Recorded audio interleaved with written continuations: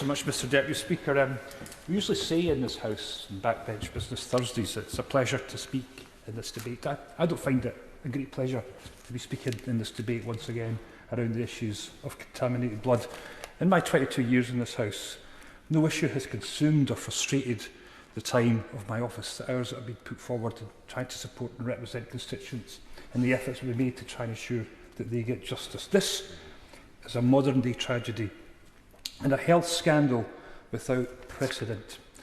It now needs to be urgently resolved and justice delivered to the families and victims of this crisis.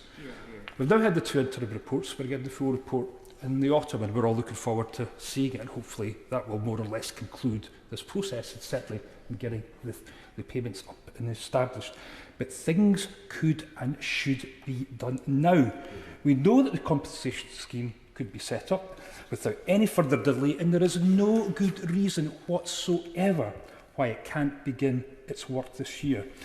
The interim report fully covers the inquiry's recommendation on financial redress. The scheme does not need to wait for any more outcomes from the final report.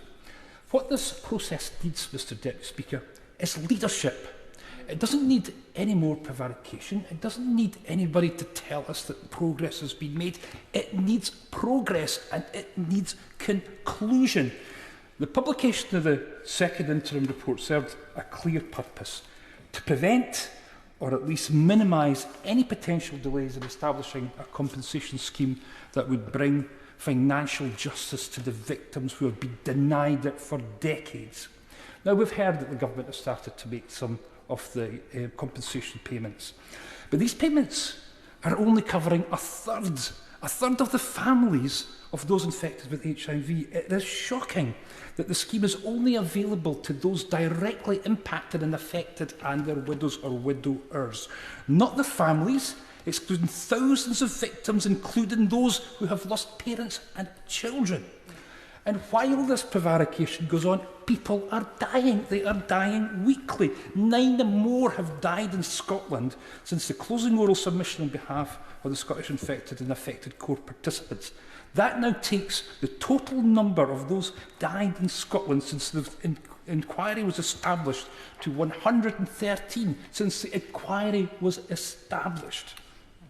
Given the lack of a clear government response to the second interim report, Haemophilia Scotland, who is chaired by my constituent Bill Wright, who has done outstanding work on this issue over the course of this year, has sent a formal legal request via their solicitors requesting further Rule 9 written statements from ministers seeking to explain this delay. Now, the minister will know Rule 9 of the Inquiry Rules of 2006 entitles the inquiry to send a further request for evidence, which will usually direct the recipient to the issues that need to be further covered. It's not a requirement to reveal, as you'll know this, that anybody has received a Rule 9 request, but I'm asking him, has he received such a request? Will he tell the House whether he has? Will he go to give further evidence? And has any of his colleagues received a Rule 9 request to come back and to revisit the inquiry? But it's all a bit desperate that campaigners are having to resort to such legal tactics in order to try and get the government to do something. Just do it. It shouldn't have to be done through such a means. We're also at some point going to have to establish what went so badly wrong at the early point of this inquiry. I've been in this House since 2001. I remember going to the debates, speaking to the ministers, having the early motions, to be told a pile of rubbish about what was happening, constantly fobbed off, being told that no wrongful practices were employed all the time by government ministers. And we know why now, because we heard from Andy Burnham in the inquiry. We heard what Andy had to say about all this, and he now accepts that he was given wrong information from civil servants. He didn't seek to mislead me. He didn't seek to mislead other people in the House, but he was given information that he relayed honestly and truthfully in what he thought was the right case. We have got to find out why that evidence and those information was put in the hands of ministers, because I actually feel sorry for Andy and ministers like the current Chancellor, remember, for Surrey South West, who feels and believes that he also was given this wrong information to be communicated to members of the House. Now, we deserve a proper explanation as to why ministers stood in that dispatch box for all this time, because people were dying. This halted the establishment of an inquiry. If that had been put in place at that proper time, we might have had justice at this point.